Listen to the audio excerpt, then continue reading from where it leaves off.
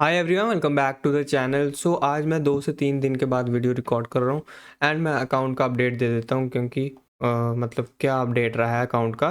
जैसे आपने previous video में देखा होगा, अगर नहीं देखी मेक श्योर सबसे पहले प्रीवियस वीडियो देख के आओ। समवेयर अराउंड 10,000 रुपीज़ के आसपास बैलेंस था, मतलब प्रीवियस वीडियो में।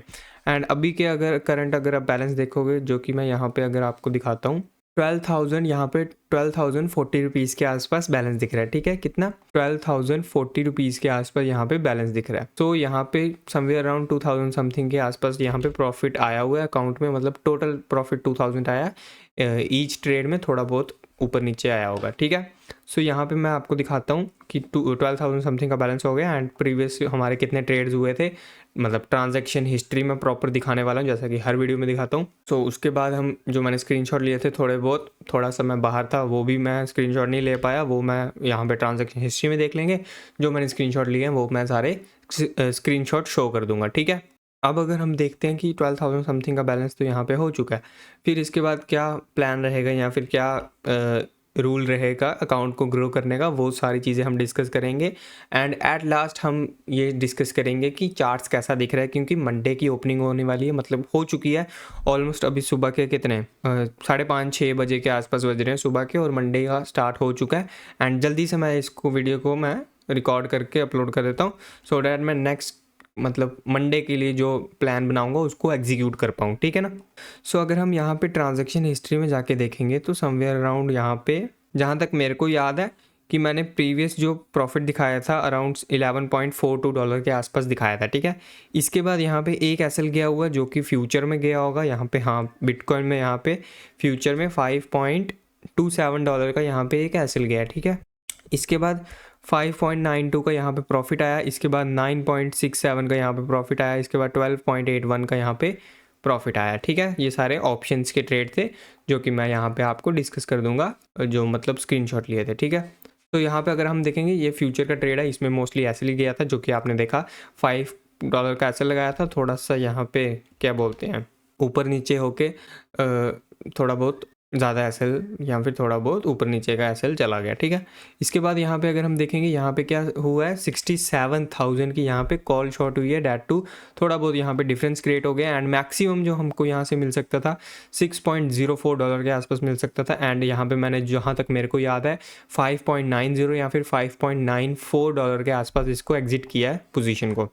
उसके बाद अगर हम देखेंगे 67,200 की यहाँ पे अगेन कॉल शॉट हुई है, और इसमें मैक्सिमम कितना मिल सकता था 12.88 एंड समवेयर अराउंड यहाँ तक मेरे को याद है 12.78 या फिर 12.75 के आसपास इसको मैंने एग्जिट किया था और you can say buy back किया था। ठीक है, 67,200 की यहाँ पे हाँ ये मैंने सेम स्क्रीनशॉट लिया हुआ है उसका, हाँ ये वही स्क्रीनशॉट है जहाँ पे $12.77 के आसपास इसको एग्जिट किया था। ठीक है, ये तो आपने देख लिया कि जितने सारे ट्रेड्स हुए थे या फिर जितनी भी ट्रांजैक्शन हिस्ट्री थी अकाउंट की वो सारी आपने देख ली। अब मैं आपको दिखाता हूँ कि यहाँ पे जो बैलेंस रहने वाला है, हमारा बेस कैपिटल कितना था 10,000 रुपीज़, लेकिन प्रीवियस मंथ में क्या हुआ, पूरा महीना हमको मतलब इसी चीज़ में चला गया, डैट टू 10,000 से हमने पहले ड्रॉडाउन चला गया 4,000 समथिंग का, फिर 4,000 से 10,000 समथिंग आया, फिर 10,000 से 4,000, फिर 4,000 10,000, इसी तरीके से ऊपर नीचे ऊपर नीचे ऊपर नीचे करके ड्रॉडाउन चला गया था। ठीक है,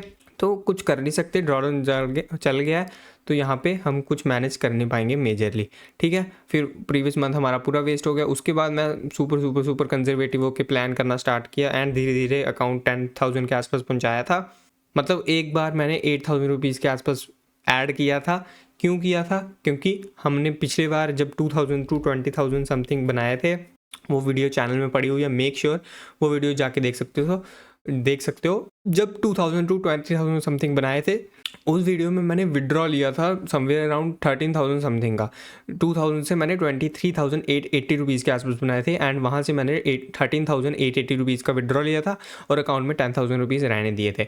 और वो जो 13,880 रुपीज़ का विड्रॉ लिया था हमने बैंक अकाउंट में, राइट, उसी अमाउंट में से मैंने 8,000 रुपीज़ समथिंग यहाँ पे ऐड किए थे। फिर यहाँ पे 10,000 के आसपास अकाउंट बैलेंस एवरेज बन गया था।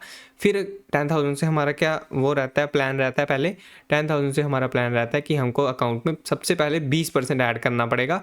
फिर 20% ऐड करने के बाद अकाउंट को धीरे धीरे हम स्लो एंड स्टडी ग्रो करेंगे। ठीक है, तो वही मैंने किया, 10,000 समथिंग का बेस कैपिटल था, फिर यहाँ पे 20% मैंने ऐड किया, फिर 20% ऐड करने के बाद यहाँ पे अकाउंट की वैल्यू हो गई 12,040 रुपीज़ के आसपास।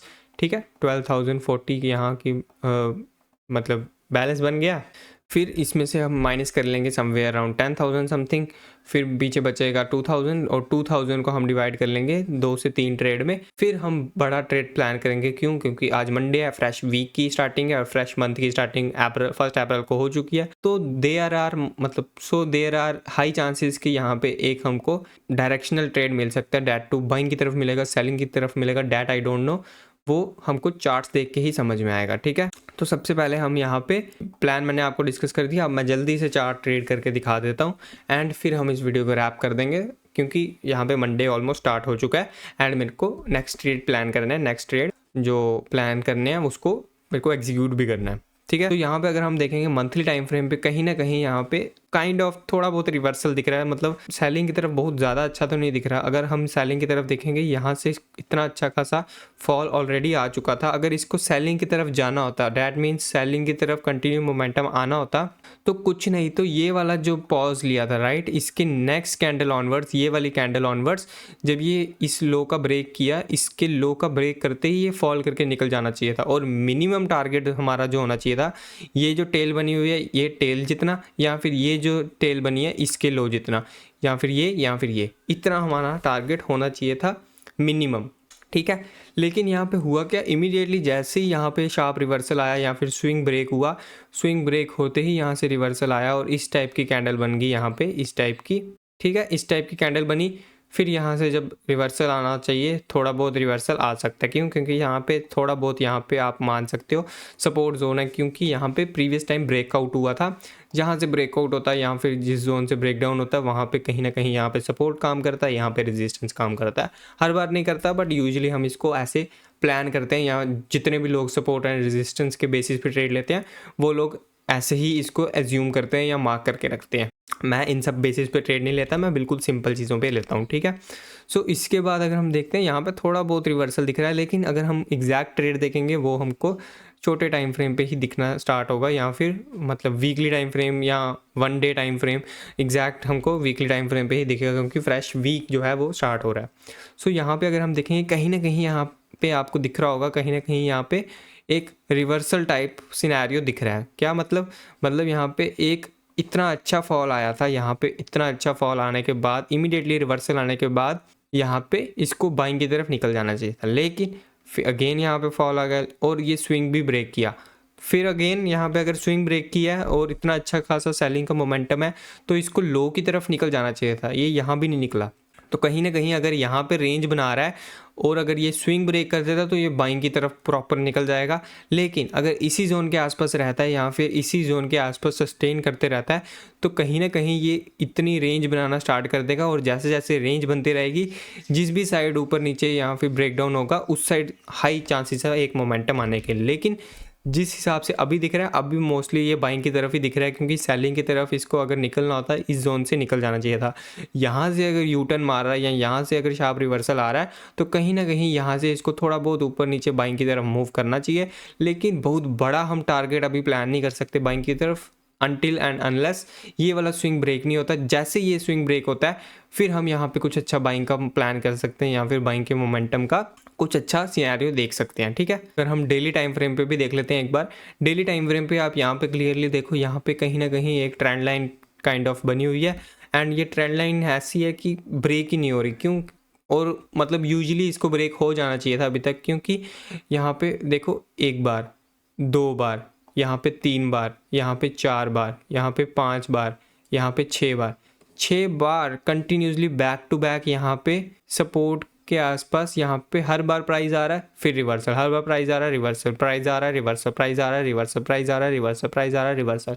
यूजुअली ऐसा मार्केट मूव करता ही नहीं है कि मतलब एक ही जोन पे बार बार रिवर्सल आ रहा है। आप खुद सोच के देखो, अगर ऐसा हो रहा होता कि मार्केट इसी जोन से मतलब ये जोन से बार बार रिवर्सल आ रहा है, तो जितने लोग भी हम प्लान करते हैं 99% लोगों का प्रॉफिट होगा। क्यों?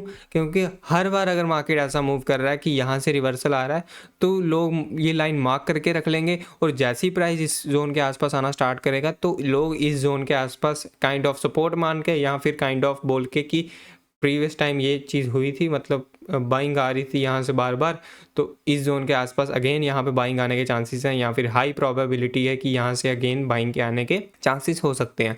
तो यहाँ से बाइंग की पोजीशन प्लान कर सकते हैं इसके लोगों के आसपास एसेट डाल के, तो उनको प्रॉफिट मिलेगा। लेकिन नहीं, ऐसा नहीं होना चाहिए। इसीलिए ये जो ट्रेंड लाइन बोल लो या फिर कुछ भी बोल लो, ये कहीं ना कहीं ब्रेक होनी चाहिए, लेकिन जब तक ये ब्रेक नहीं होती तब तक हम बहुत एग्रेसिव सेलिंग का प्लान नहीं कर सकते। इसीलिए अभी जो दिख रहा है वो मोस्टली बाइंग का ही दिख रहा है। एंड करंट अगर स्विंग प्राइस एक्शन देखेंगे तो यहाँ से अगर रिवर्सल आया तो काइंड ऑफ यू पैटर्न, मतलब यू टर्न भी बना हुआ है, एंड काइंड ऑफ जो डब्ल्यू पैटर्न बोलते हैं वो भी बना हुआ है। तो कहीं ना कहीं यहाँ से बाइंग की हाई प्रोबेबिलिटी दिख रही है मेरे को, यहाँ से हाई चांसेस लग रहे हैं कि बाइंग का यहाँ पे मोमेंटम आ सकता है। ठीक है, सो चार्ट रीड करके मैंने आपको दिखा दिया, प्लान मैंने आपको डिस्कस कर दिया। 12,000 समथिंग का अकाउंट बैलेंस हो चुका है। अब मेरे को यहाँ पे जो 2,000 रुपीज़ का अकाउंट में प्रॉफिट बचा हुआ है, राइट, इस 2,000 रुपीज़ के प्रॉफिट को मैं 3 से 4 ट्रेड में डिवाइड करने वाला हूँ, एंड उसको डिवाइड करके मैं ट्राई करने वाला हूँ। यहाँ ये चीज़ मैं प्लान करूँगा कि यहाँ पे मेरे को मिनिमम 2,000 पॉइंट कैप्चर हो सके। अगर नहीं होते तो मैं ट्रेल करके देखूंगा, जिस हिसाब से मार्केट दिख रहा है उस हिसाब से निकाल दूंगा, एंड जो भी रिजल्ट होगा इसका वो मैं आपको नेक्स्ट वीडियो में एक्सप्लेन कर दूंगा। ठीक है, सो इस वीडियो के लिए इतने रखते हैं। बाकी अगर आपको ये वीडियो अच्छी लगी है, मेक श्योर इस वीडियो को आप लाइक, शेयर एंड कमेंट कर सकते हो। Thank you so much.